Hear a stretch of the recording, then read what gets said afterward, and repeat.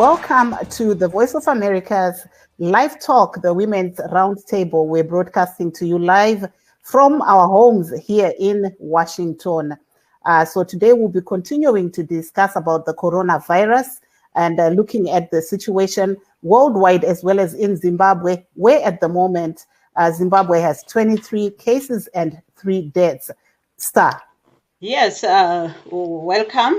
You are speaking to, and as my colleague has already said, remember worldwide the total cases of infections is now over 2 million. We're looking at 2,081,969, which means they are already going for 2.1 million, and the deaths is 138,487 deaths.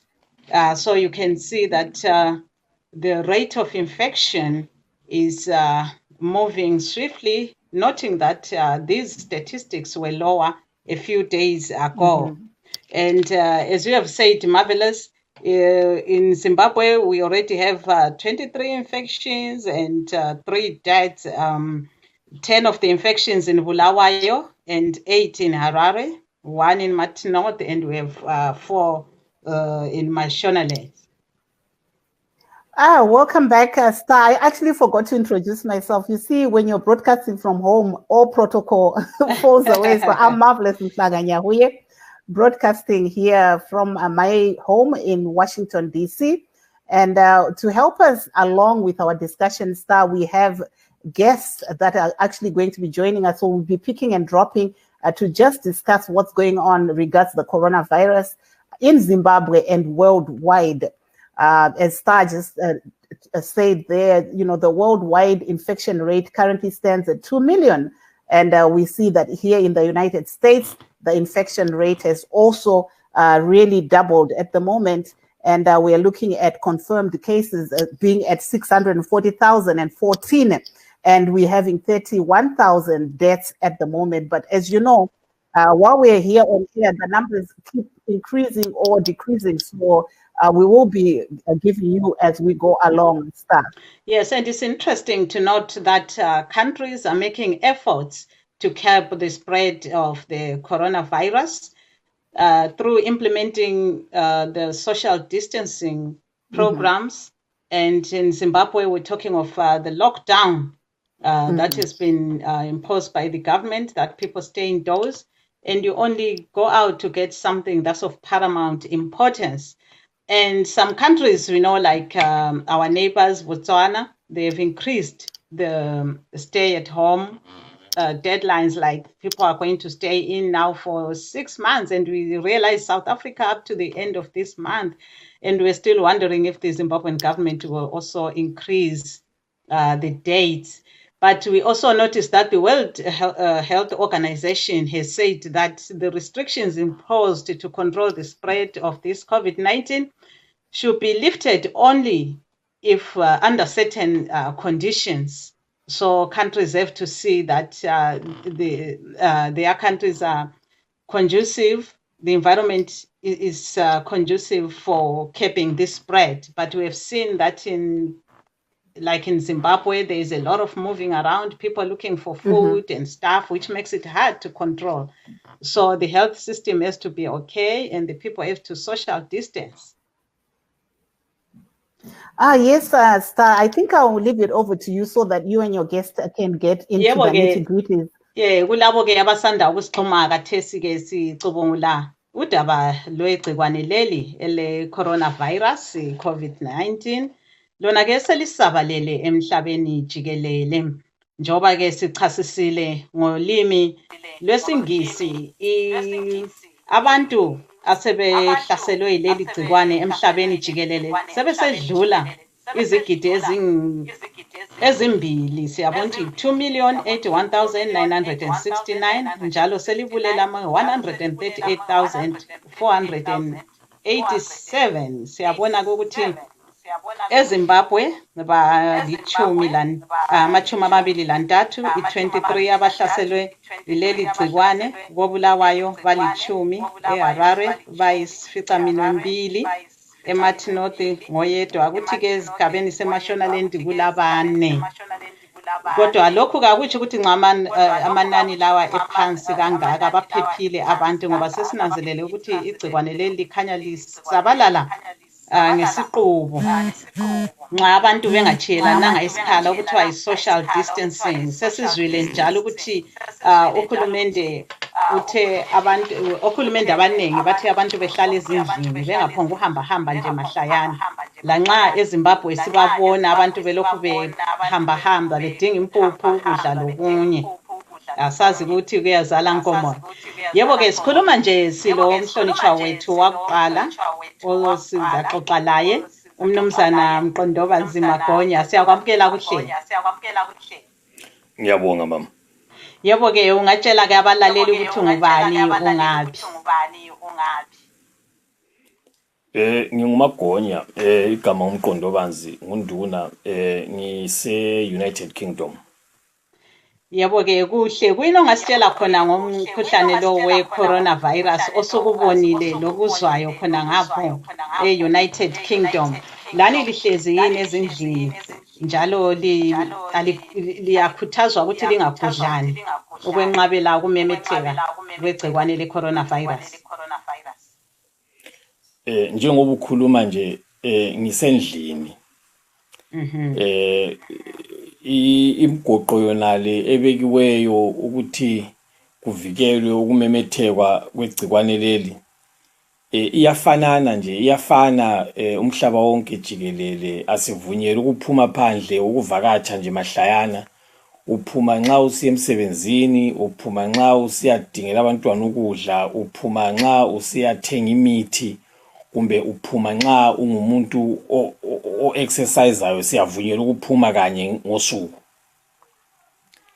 So kuyafana xathu lakhonokho elikwenzayo khona ngapho ezindlini zenu kumbe emazweni lapho elikhona. Khonokho abakwenza lekhaya angithi bakuthatha lapha bakuthathela kwamanye amazwe. Abakwenza eSouth Africa labo bakuthathela kugatsha lwezempilakahle oluyilona olusakaze imizamo kumele ukuthi siyenze njengabantu ukuthi sivikele ukumemetheka kwegcikwane leli. Yebo-ke ungathini ngokubona kusenzakala lokuzwa kusenzakala eZimbabwe?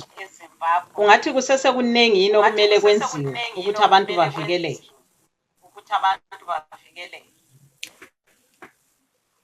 Okukhona ukuthi into engayikhuluma inzwabethi ngoba kangikho eZimbabwe on the ground.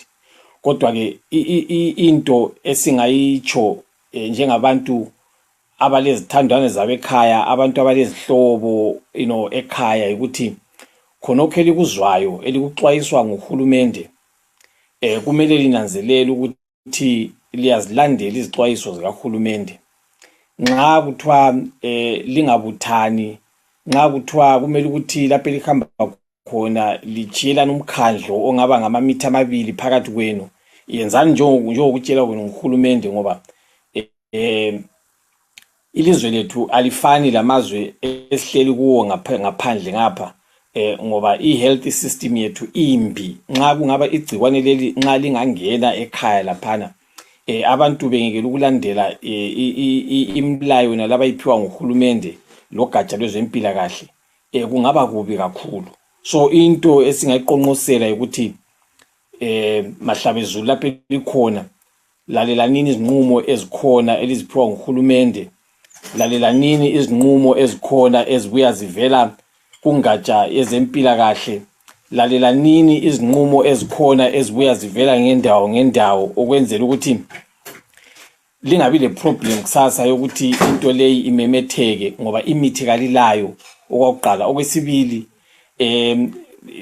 kuswelakala kwemithi, odokotela bakhona balutshwana, alilazo izinto zokusebenzisa ukuthi libonakala ukuthi lilawo yini lo mkhuhlane lelo gcikwane. I-equipment iyashort ezibhedlela lapha, kanti ke futhi not ezibhedlela kuphela, ilizwe lonke nje jikelele. So lalelanini elikutshelwa nguhulumende, lilalele likutshelwa zinkokheli zenu ukuthi lingabuthani, njalo lizama ukuchiyelana isikhala phakathi wenu umkhandlo nalo 2 meters? Yebo ke siyananzelela ukuthi kwamanye amazwe njengalapha kwele Melika kucina sokusilela okunye kokusebenzisa nxa sisiya lapha ezitolo ezinkulu uyafica ukuthi okunye akukho. Lingabe lilohlupho olufanayo yini khona ngapho ukuthi liyathola konke kokusebenzisa kumbe hayi izitolo azisagcwalanga njengenjayelo? Akucace mama ukuthi utshoni nxa uthi kokusebenzisa njengokuthi impahla zokusebenzisa endlini, ukudla konke kuyatholakala, amaphepha ayatholakala okunjengamaphepha towel, okunjengama-tissue, okunjengama-sanitizer, wona le imithi okuthiwa abantu behlikihle ngayo izandla, lokunye nje okutshiyeneyo. Kuyaficakala kumbe hayi? I-economy ayisenelisi ukuthi ikulethe. Hayi, ngingazi kwezinye indawo lapho esihleli khona umbuzo wakho ugxile kakhulu ekuthini ukudla siyakuthola na, njalo le grocery nje njengoba sisazi kwesukuthenga nyanga zonke ukuthi sisakuthola na. Kuke kwaba lesikhathi mbona ngani insuku ezintathu ezine sisanda kuya ku lockdown, hayi bekusilela sibili, kodwa ubuthi nxa ungavuka ekuseni ezitolo uza kufica kodwa ke bekulayinelwa.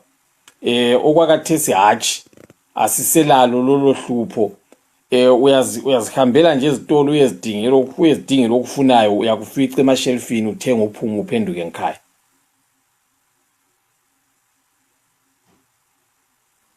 I think we lost our our host there, Sandakile. I'm not sure.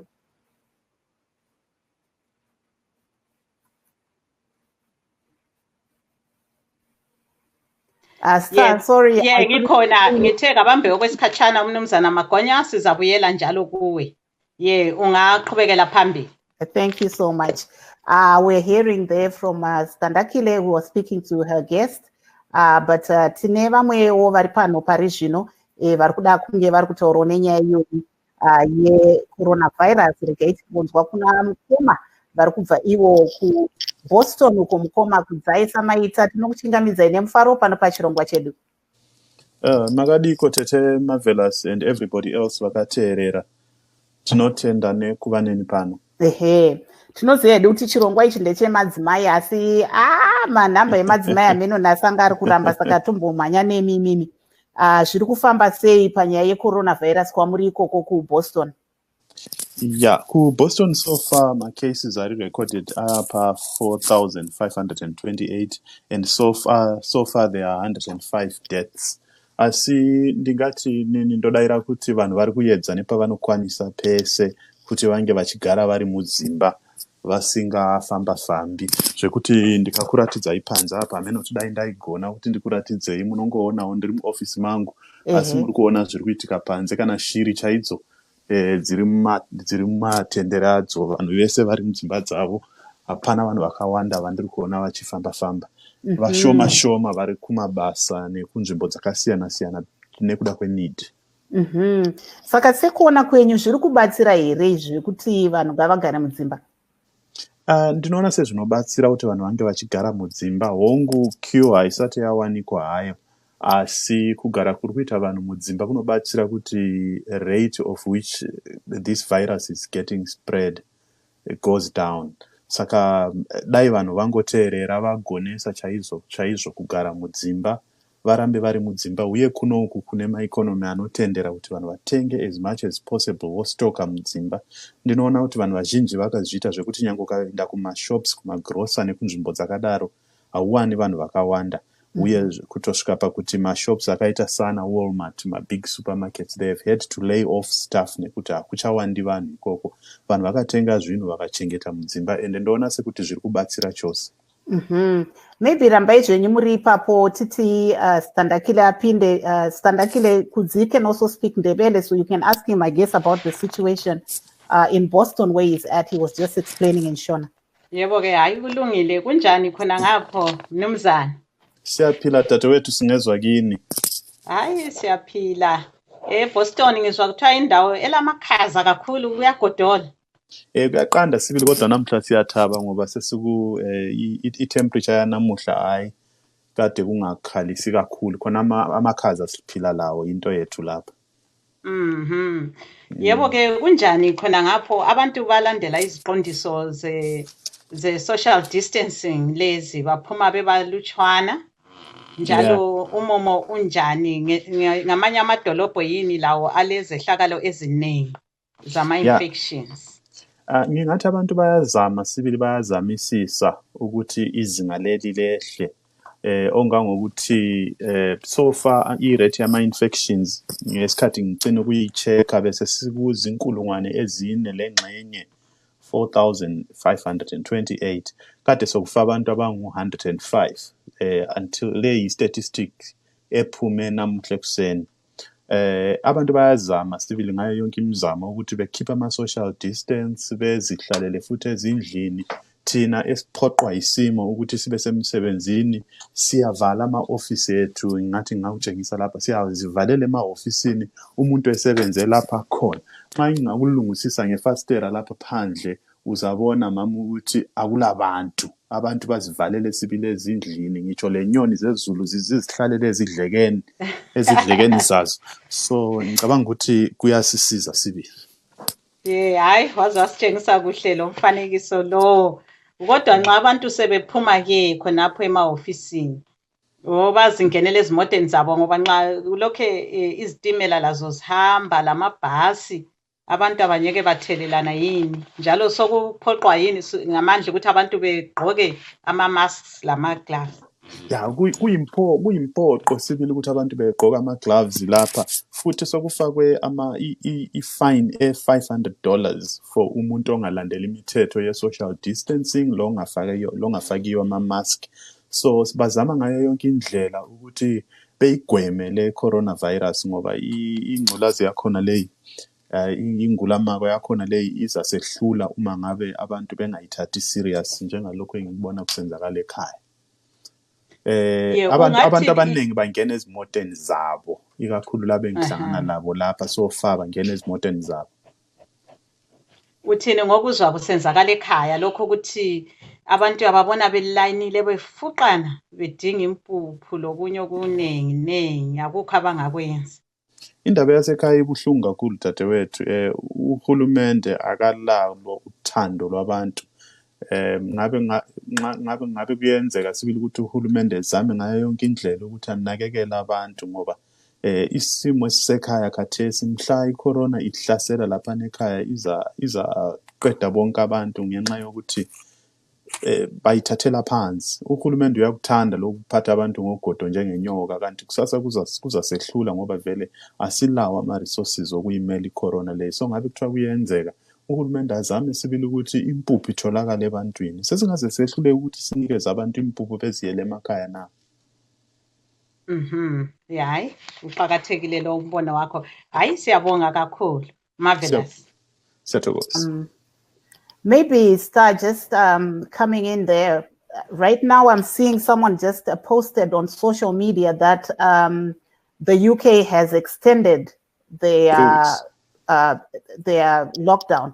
So maybe let's get our other guest who's in the UK to share with us. We're just seeing on social media that the UK has extended their lockdown. What's the situation there?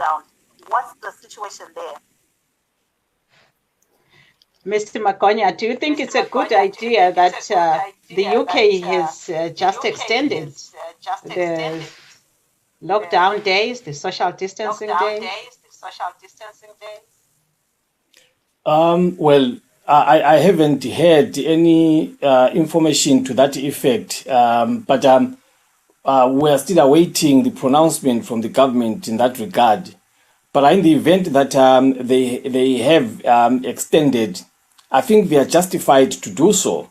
If you look at our statistics, as of today, in the last 24 hours, we have 861 people who died in the last 24 hours. And it's an increase from the 776 that we had yesterday. And our total as of today, or as of now, it stands at 13,729. These are the number of deceased people. And what you should also understand is that these are deaths that have been recorded in hospitals. They do not include deaths that have happened in nursing homes, in hospices, and other healthcare centers that operate outside the official hospitals. So we do have quite a challenge. We have had a total of about 103,000 cases recorded. And of those cases, we have only 371 who have actually recovered. And we currently have 89,020 that are active. And we are told that we haven't reached the peak of our deaths here, though there is all the evidence that the cases that are hospitalized under COVID, they are actually flattening, or they are actually coming down. So if the government has decided that we should, it should extend the lockdown period, I think on the ground they do have all the reasons to justify such a measure. But I can't confirm that because I haven't heard the latest updates. I've been with you here for more than an hour and a half, and the updates were there at 5. So I'll look at them after this interview. But I think the lockdown, if it continues, is justified. Kodwa ngezinye indlela ngolimi lwesintu ngathi kuqondile yini, ngathi mina umumo lokhu sesemubi yini kwele UK khona ngapho kokuthi nxa bengengezelela amalanga la kunganceda kakhulu. Hayi khona kunjalo sibili mama, kodwa ngicela ukuqondisa nje into eyodwa engizwe ikhulunywa ngumnumzana kade limi interview la. I-coronavirus leyi ayisongculazi njalo asongula makhwa. Angikwazi ukuthi ubaba lokuthatha ngapha ukuthi corona ingula makhwa, asongula makhwa le. Ngibona ngani nje ulimi lwesindebele nje ukuthi nxa sesikhuluma isindebele akusela mabala okusebenza njengesingisi. Hayi amabala amaningi kakhulu silodlula isingisi. So asongula makhwa le ligcikwane leli. So ke ngibuyele ke embuzweni wakho ekuthini kambe kuqondile yini ukuthi uhulumende wamangisi lapha o uhulumende we United Kingdom engeze insuku zokuthi abantu behlale emakhaya bengaphuma ezindlini. Ukukhangela inani labantu asebefile kuleli lizwe, ngikhuluma ngalamhlanje emini, kulabantu abayi 13,729 asebebhubhile. Kusukela izolo kuzofika lamhlanje emini kufe abantu abayi 861. Njalo uhulumende uyakutsho ukuthi kasikafiki esikhathini sokuthi kube lenani labantu elingaphezulu, izinga elingaphezulu labantu abazabhubha bebulawa indaba umkhuhlane ingculazi lokhuzeni le igcikwane lele lokhuze ele corona. Ngoba abantu abagulayo abasezibhedlela baningi kakhulu abaligcikwane leli. So ke uhulumende nxa ekubona kuqhakathekile ukuthi siqhubeke sihlezi ngemakhaya, siqhubeke nge-social distancing, siqhubeke njalo silandela indlela zonezi uhulumende athi sizilandele ukwenzela ukuthi kugwemeke ukumemetheka kwegcikwane leli. Kuyabe kuqondile ngoba uhulumende kakuphuphi lokhu njalo kasonto ukuthiwa uyayiprofitela. Uthatha leso sinqumo ekhangele into enzakalayo khonapho lapha esikhona. So siyamsekela uhulumende kuyo yonke imizamo ayisebenzisayo ukuthini sizama ukuthi abantu kugwemeke ukumemetheka kwegcikwane leli. Kodwa nansi into ebuhlungu, into okumele ukuthi likhulume ngayo, lizananzelela ukuthi abantu abaningi abafileyo lapha ngabantu abansundu. And selikubonile amaZimbabwean afileyo lapha, abantu abangodokotela, abantu abangonensi, o healthcare assistant, banengi abantu bakithi asebehambile ngegcikwane leli.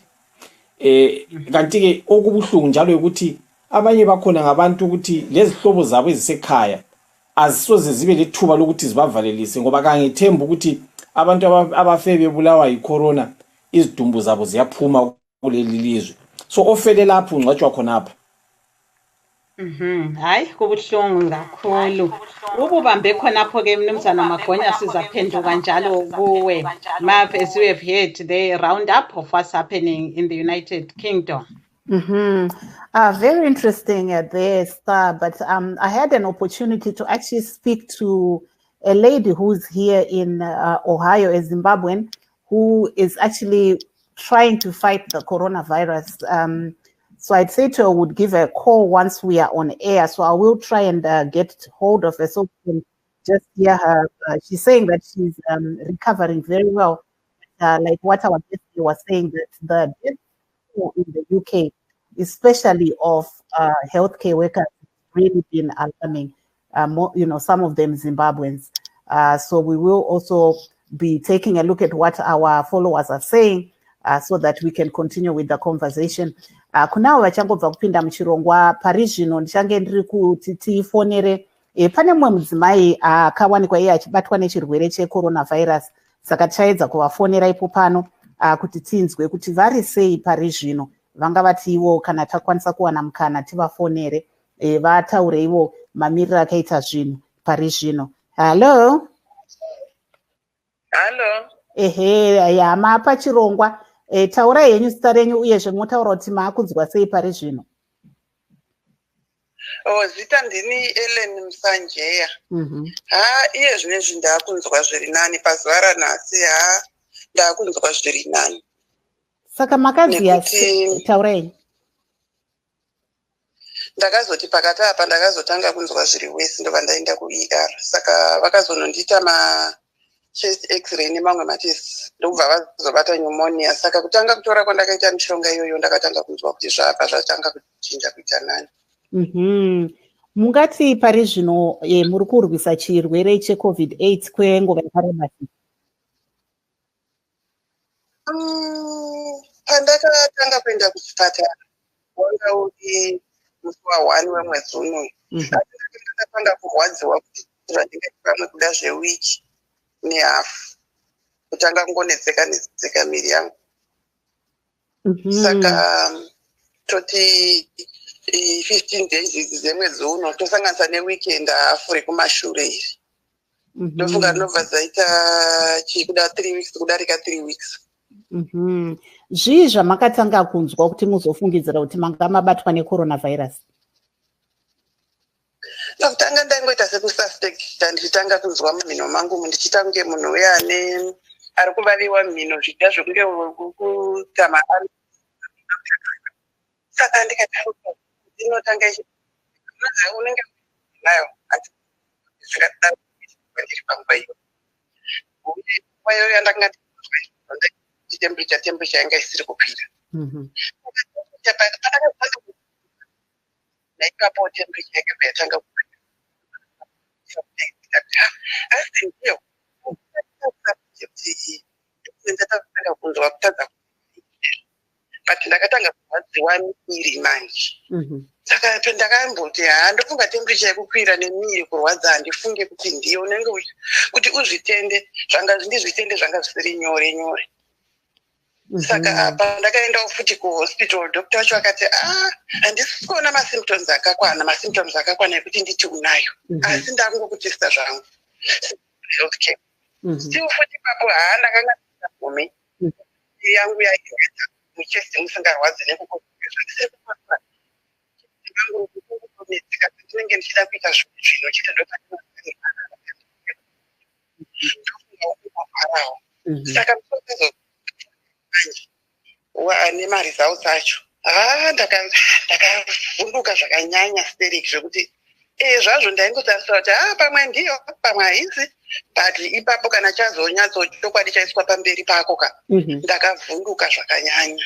Kungotiwo community kweduwo kuno Columbus nevekubasa vaifona stereki vachinyanya kubva vangondivaraidzawo vachiti kana vanhu vazhinji vari kupona chichiti hazviri kuti kana yakubata wakutofa ndozvimwe zvakazondibatsirawo futi vachibva vanama panini.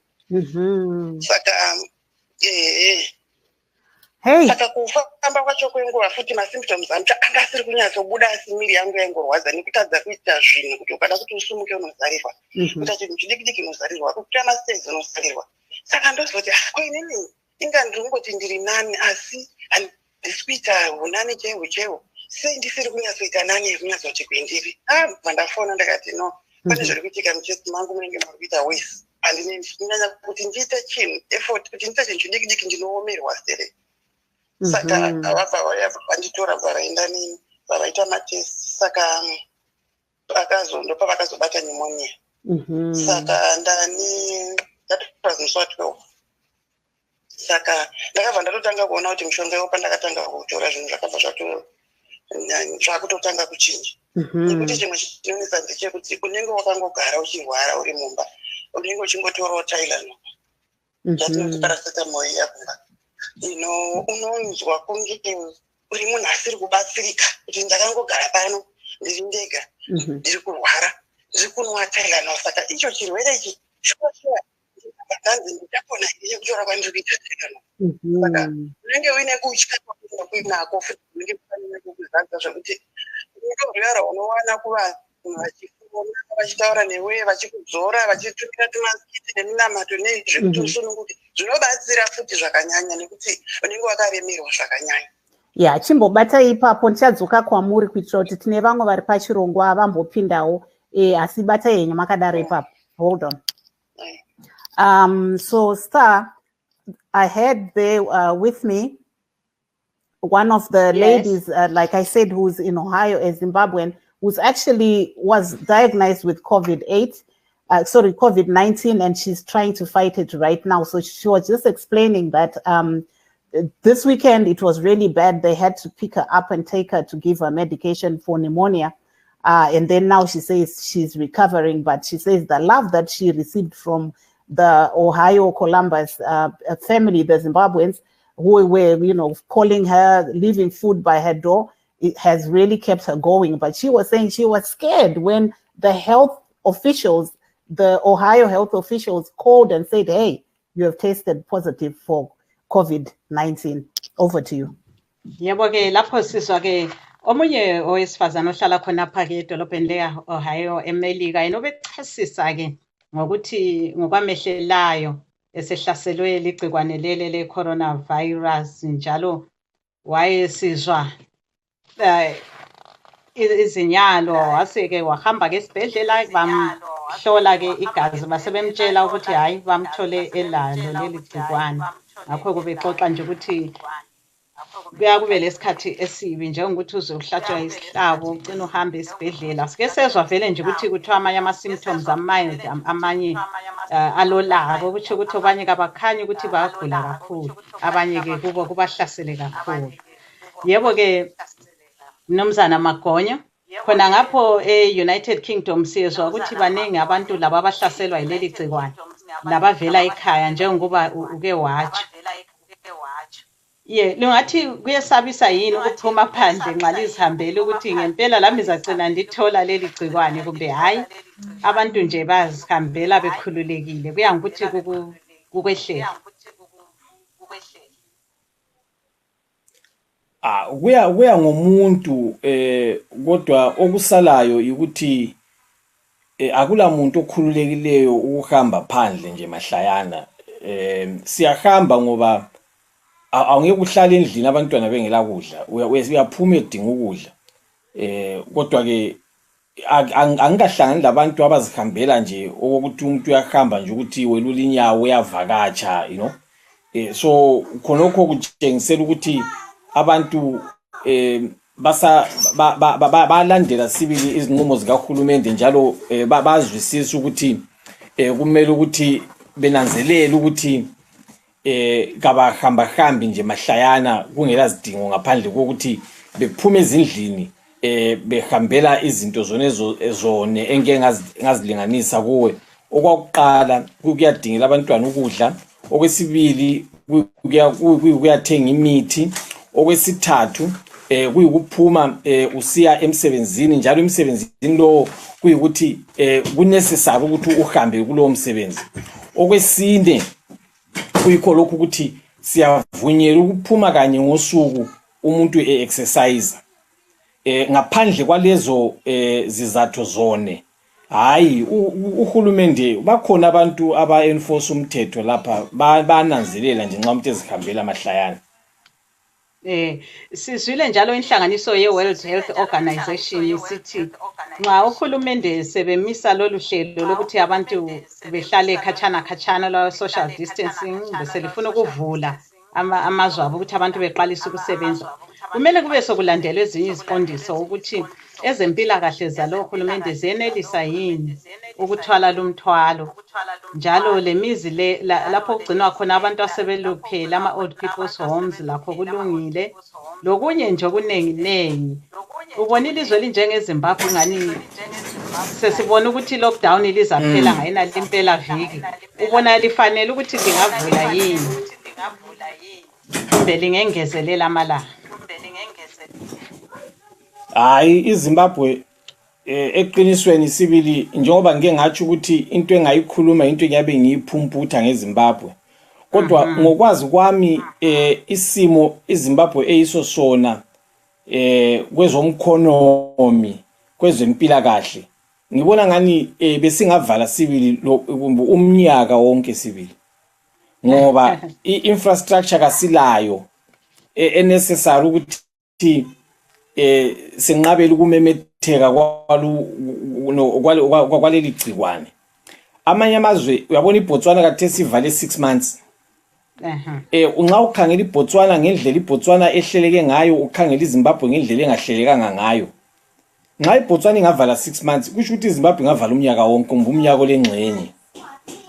Kodwa ke kuhulumende weZimbabwe ukuthi ngombono wakhe kungabe kulungile yini ukuthi ngemva kwesikhathi esithile ehlise i-conditions zonezi ezikhona ezokuthi abantu bengaphumi.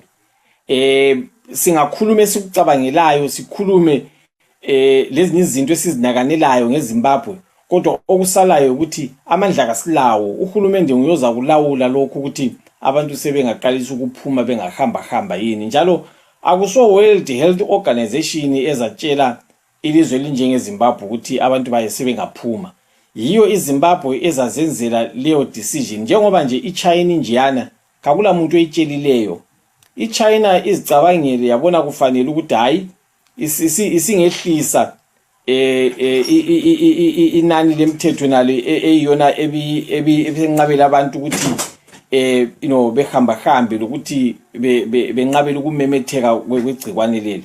So iZimbabwe layo izakhangela njengoba nje iNgilandi layo inje, akula muntu World Health Organization ezabatshela ukuthi hayi khululani abantu, baza kubona bona ukuthi kambe sokuyisikhathi sokuthi abantu bengakhululwa yini. And izizathu zimbili, abantu bazakhululwa nxa kuyikuthi sokusobala ukuthi umkhuhlane lo kawusamemetheki, bonke abantu abalawo sebesazakala njalo abantu banakekelwa. Okwesibili kungakhululwa nxa kuyikuthi sokutholakale umuthi, ivaccine naleyo yokuthi abantu behlatshwe wenqatshela umkhuhlane nalo ukuthi ungamemetheki. Angiboni esinye isizathu esingaba khona ngaphandle kwazo zombili zonezo dadewethu. Hayi kuhle, kodwa ngezinye indlela esikwaziyo ukuthi kungani abantu baphakathi kwelitshe lembokodo ukuthi bangahlala ezindlini bathi abala ndlela yokuziphilisa ngoba baphila ngokuthengisa impahla ezehlukeneyo phandle, njalo bengaphuma lakho bazathola igcikwane le-coronavirus. Angithi yikho phela ubuhlungu bokuswela inkokheli ezilobuqotho, yibo ubuhlungu bokubuswa izigebengu, yibo njalo ubuhlungu esiba labo ngesizathu sokuthi abantu abayibona baliphetheyo kabalinakekeli, bazinakekela bona ngokwabo lemuli zabo. Ngoba kangiboni ukuthi ilizwe elinjengeZimbabwe lilizwe lamhlanje okungathiwa abantu ilizwe liyehluleka ukuthi abantu bethole ukudla nje ukuthi uthatha ubulawayo njiyana, ukuthi uhulumende ngehluleka ukuthi indlwinye ngayinye abone ukuthi abantu balokudla. Silomhlabathi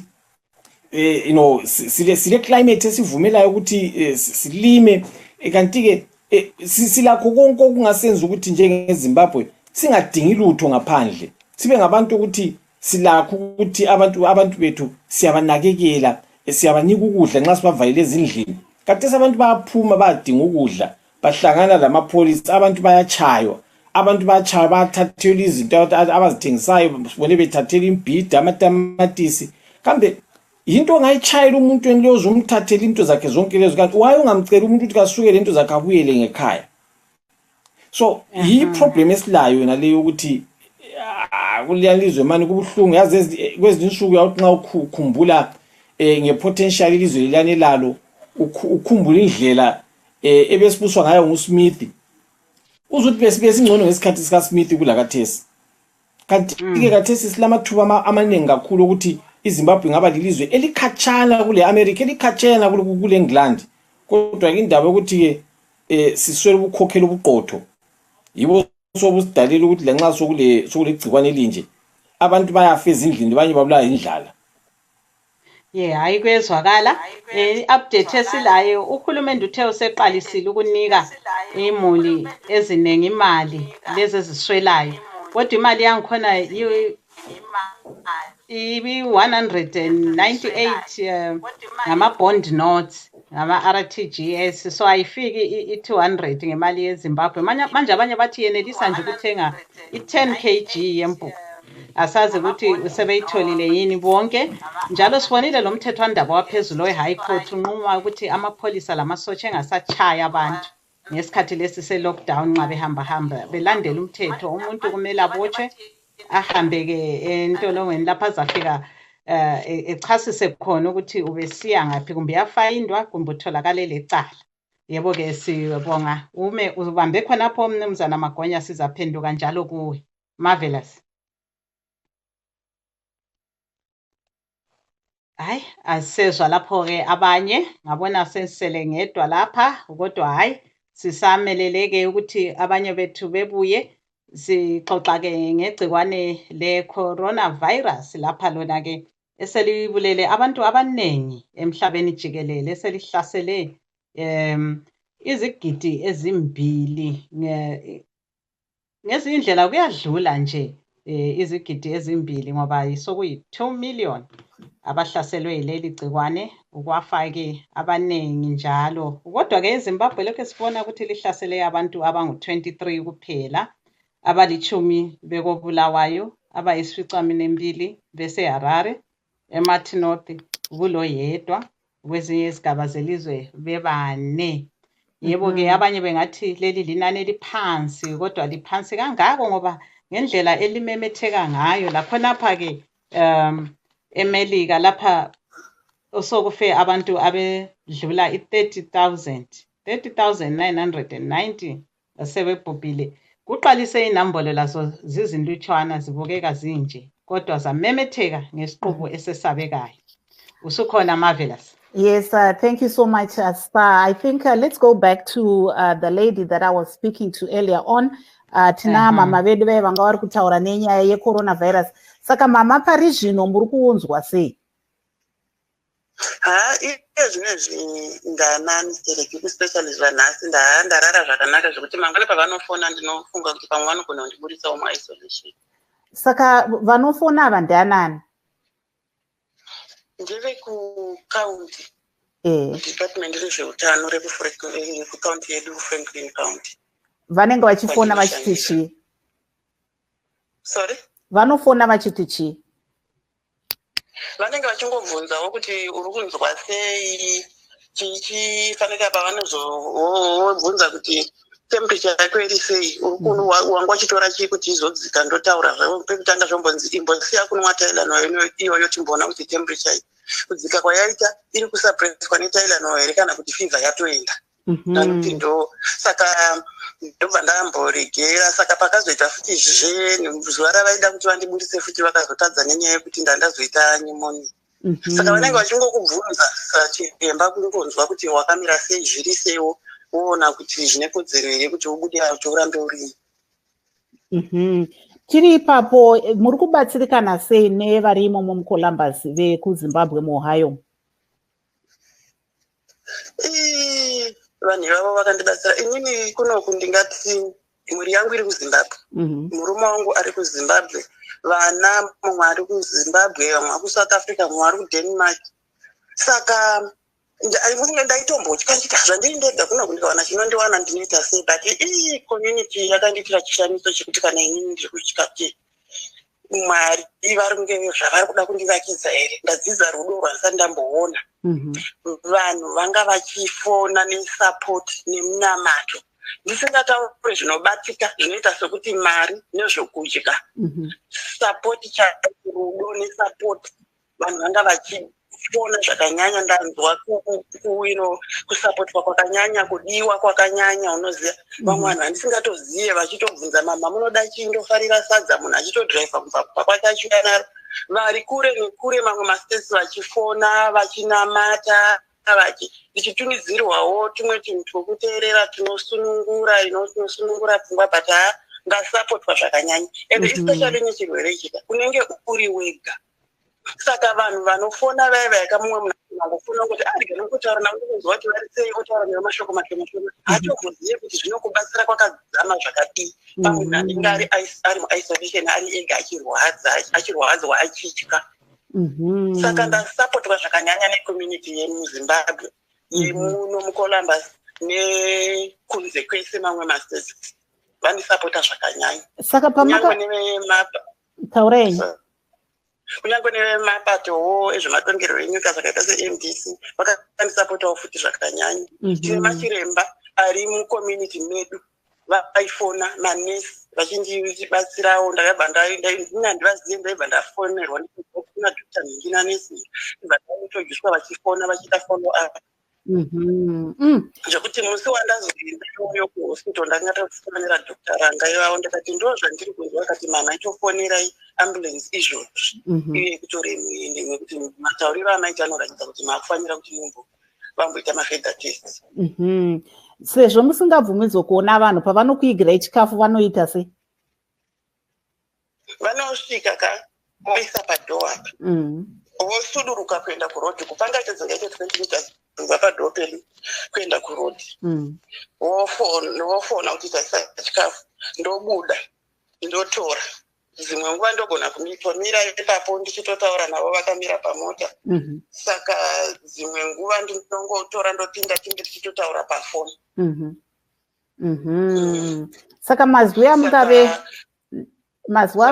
amungave nawo ekupedzisira ekungoshingisawo vamwe vangange vari kunzwa zvamainzwa izvozvi, vari kutya kunotestwa, ndeyekuti chii? Ini ndinofungidzira kuti kana ukanzwa kuti uri kungosuspekta kuti unenge unayo, I think kushingirira unenge uchibatwa nekutya zvinotyisa, unenge uchitya kutongoshinga kuri nani, tukasike kuenda kunotestwa kuti ubatwe pachiri padhuze. Zvinobatsira zvakanyanya.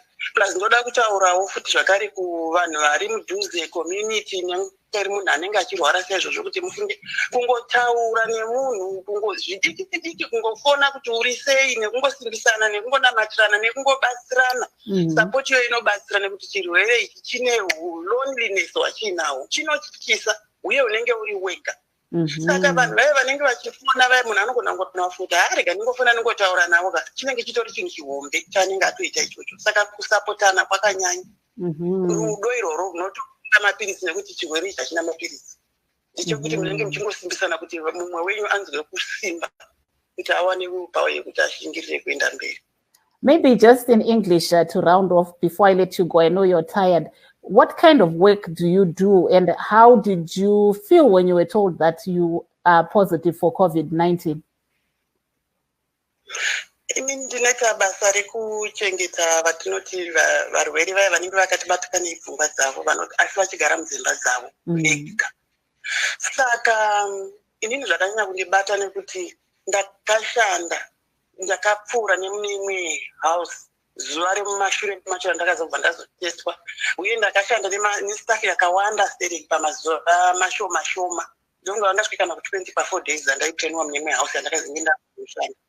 Saka pandakazwa kuti ndaita positive ndakatanga kutyira vamwe vangu vaya manje ndakuti ndakaenda kuhouse yayo ndakazoenda kukwanda nhindu vandakashanda navo vakanzi vabatwa nechirwere ichi kubva kwandiri vakafa ndoita sei saka unenge wangotya kuti uye vanava vachareleta sei neni kanguva kadiki kako pakatomboita mumwe munhu akandibloka pafoni pakamboita mumwe munhu anga asingadi kutaura neni ino zvinhu zvakadaro ndozvimwe zvaunosangana nazvo kubasa imwe shamwari yangu achishande muhausi imwe chete anotoshanda kure hausi iri kure vanhu vakangoziva kuti unozivana naEllen aishanda akapfeka masiki akatoita kuharasa kubasa pane zvakawanda zvinoitika but chizhinji chikurukuru chandakatya ndechekuti chandangonamata kuti Mwari daparega kuwana munhu anobatsira chirwere ichi pandakapfuura napo pese pane vandakashandisa navo vese.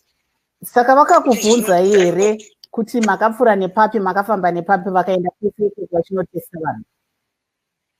Vakabviswa pabasa. Okay.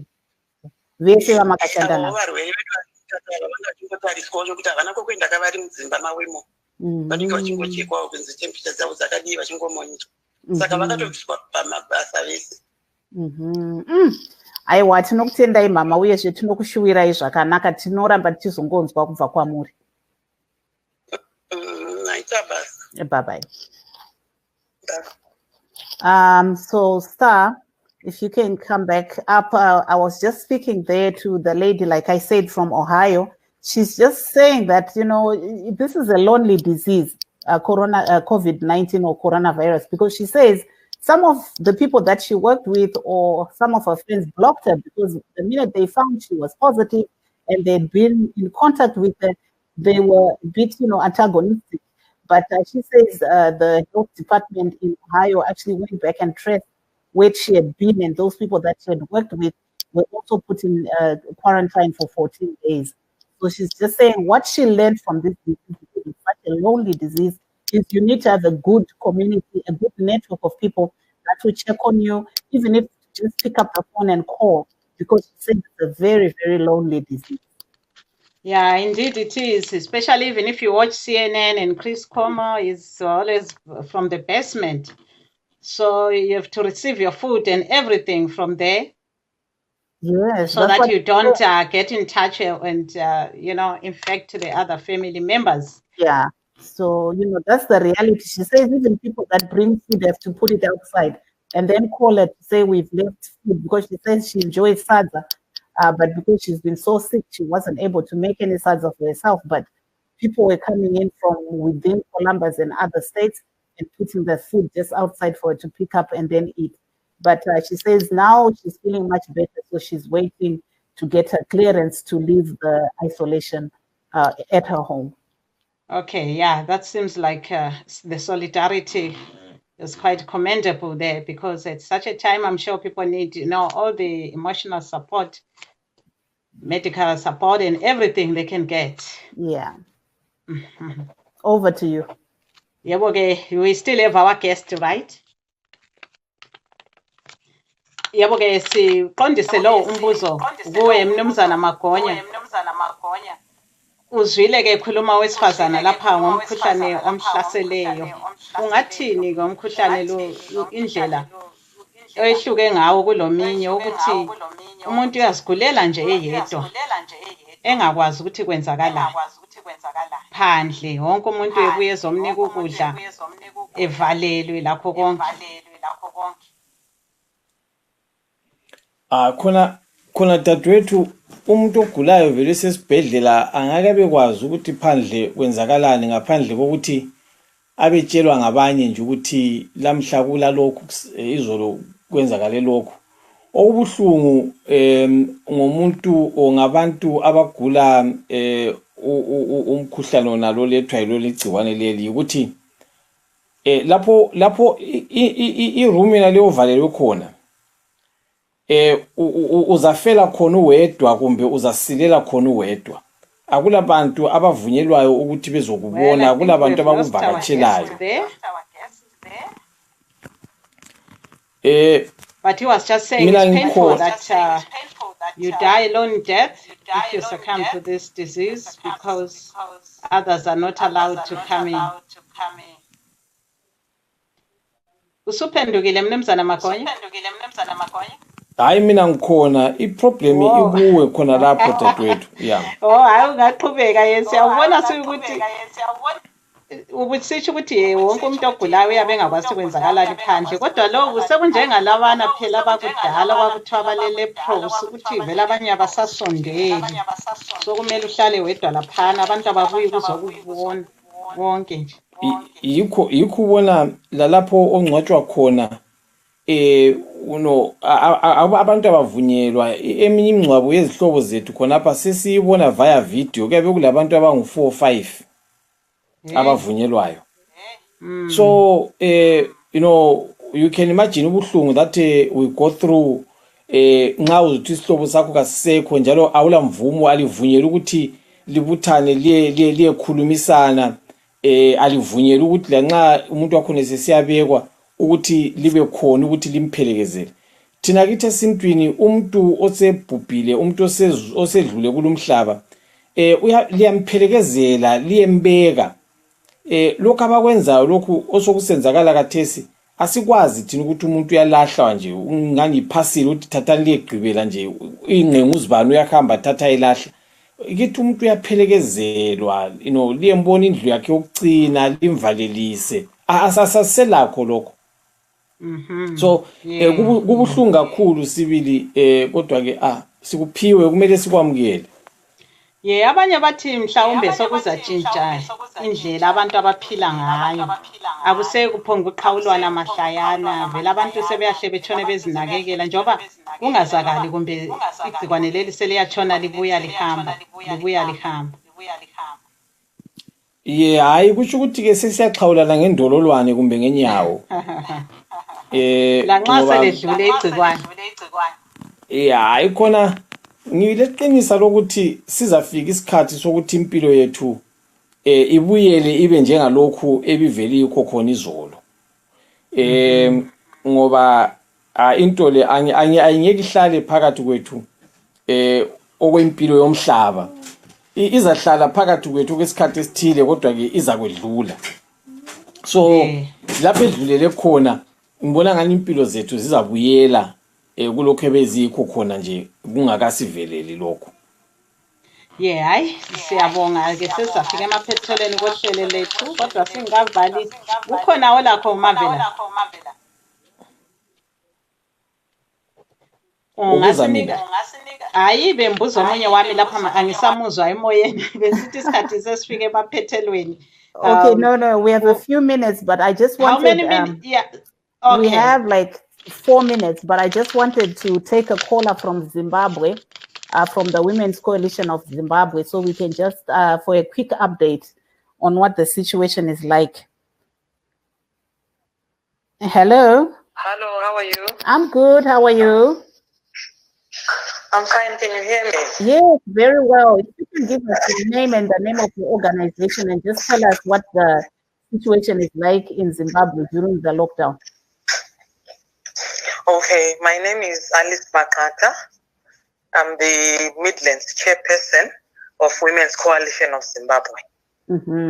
What's the situation like there in the Midlands, especially when we look at women and how they've been asked to be in the lockdown? How is it faring? Women have faced a lot of challenges during this lockdown. What I can say is the provision of basic commodities, or I can say basic services, like water and electricity, continues to be a challenge in time of this lockdown and in relation to COVID-19. Remember, we are saying during this period we are supposed to be very hygienic. We are supposed to be observing,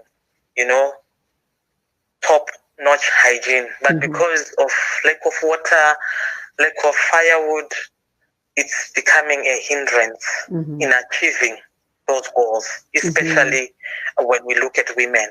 Because if there's no water in the house, if there's no zesa in the house, obviously they have to go out and look for water and look for firewood. And it's a major challenge when it comes to social distancing as well. What about the issue of domestic violence? We hear that this has gone up, although we don't really have the figures. What are you hearing?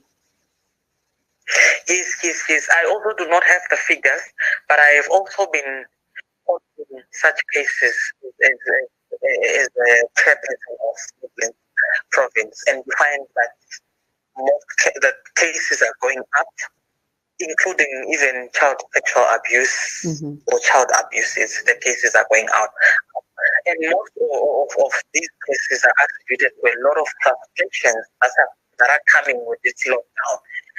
We are locked in, but at the same time, we've lost income, we have financial constraints, and it raises a lot of frustration. There is no meal, our children are hungry, and so there are a lot of squabbles that are taking place within different homes. I know you came right to the end of our program, but I'm going to ask Sandakile to maybe ask you one question in Ndebele so that you can just explain, because unfortunately our time is running out. But I would hate not for you to be able to ask. Yebo ke nkosazana Maqatha, ungasichasela ukuthi izehlakalo zodlakela khona ngapho lezindlini lungathi zibhahile yini? Uzwile umbuzo wami nkosazana Maqatha? Hayi, ngithemba sekhambile lapho.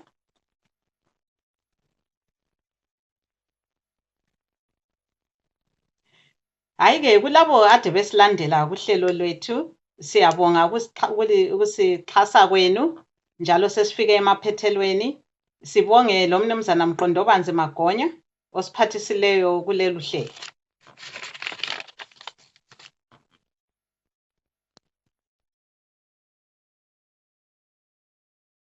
Ehambayo sesilama frustrations amaningi sokulokulwa lokukhuluma okuningi ngenxa ukuthi abantwana basikhangele balendlala, lathi abadala siyaswela ukuthi siphume siye ngaphi ngoba silakho ukusebenzisa ukubana sithole isikafu zona lesi.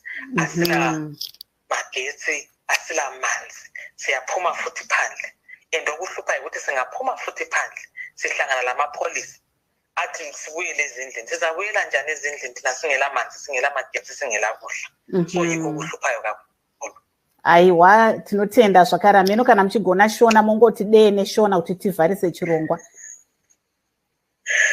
Thank you very much. Ndiri kuti inini mudzimba domestic violence kana kuti kurwa nekupokana kwanyanya kuri kukwirira nenyaya yekuti vanhu vakawanda vane zvinhu zvazhinji zviri kuvashusha.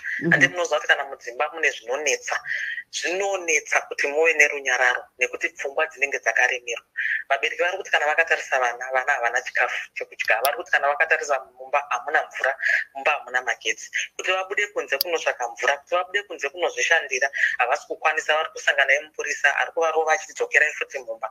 Saka nekuda kwaizvozvo munoona kuti domestic violence iri kukwirira zvakanyanya panguva ino pane kuti idzikire. Aiwa, tinokutendai chaizvo. Zvii zvamungati mimi hurumende ingaite panguva ino kuti zvinhu zviendeke? Makatarisa nyaya yemadzimai. Panguva ino ini ndinoona kuti hurumende ikatsimbirira nyaya yekuti mudzimba muwanikwe mvura, muwanikwe magetsi, kuitira kuti tisabude kunze uko, zvinotibatsira. Zvekare nzara ndoyanyanya kunetsa, especially takatarisa nyaya yeupfu, hakuna upfu. And paunouya zviri kunetsa kuti munhu wese auwane nokuti ushoma. Saka hurumende dai yaita kuti vanhu vawane chikafu mukati medzimba umu, pamwe tichibetserana even nema-civic society organizations vanokwanisa nemacompanies vanokwanisa kuti chikafu chiwanikwe, nokuti ndopari kutangira nyaya yese. Kana ndisina chikafu ndakatarisa vana vane nzara, handigone kugara semubereki, ndinototi ndibude ndoti chinondiwana kunze. Asi kana hurumende ikaita kuti tizviwane tiri mudzimba, even kuobserva marules elockdown zvinotiitira nyore. Aiwa, thank you so much, Maita Basa. Ewo, tinotenda. We were hearing there from the Women's Coalition of Zimbabwe Midlands branch, but also on behalf of my sister there, Sandakile Mhlanga, who was co-hosting the program with me, the Women's Roundtable. As you know, we're broadcasting from home, so we are trying out new technology and being natural. Sometimes, we'll be on and sometimes we'll be off. But I just want to take this opportunity to thank everybody that was here on our live feed. Tichitenda zvakare vese vanga vari pachirongwa chedu. Sorry hatina kugona tichikuverengai mazita enyu, asi tiri kukuonai. Tiri kuona pane vazhinji vanga vari pano pachirongwa chedu. Pana Pamela Josi, Alois Mazhingi, Ntombile Bilove, Anesu Chiremba, Closen Mandizhidza, Lee Chisoro Chengwe, Charity Gwirisi, Honorable Machoro Wera, Egias Muvindi, Emmanuel Nyakonda, Teresa Mabwe, vese vanga vari pachirongwa chedu, vachikwanisa kunge ivo vachitaurana nesu. Innocent Ndenda anga ari pano, Mbonisi Moyo, Edmore Gwatiringa, Enoch Chidodo, Milton Mugadza, Pamela Josi, nevamwe vese vanga vari pachirongwa. Tinokutendai, and we would like to thank all those that came to be with us on this program. I'm Marvelous Mhlanga Nyahuye here in Washington, D.C., and also saying goodbye on behalf of Standakile Mhlanga. Let's meet again tomorrow on Let's Talk, Ndati Kurukurei and Livetalk.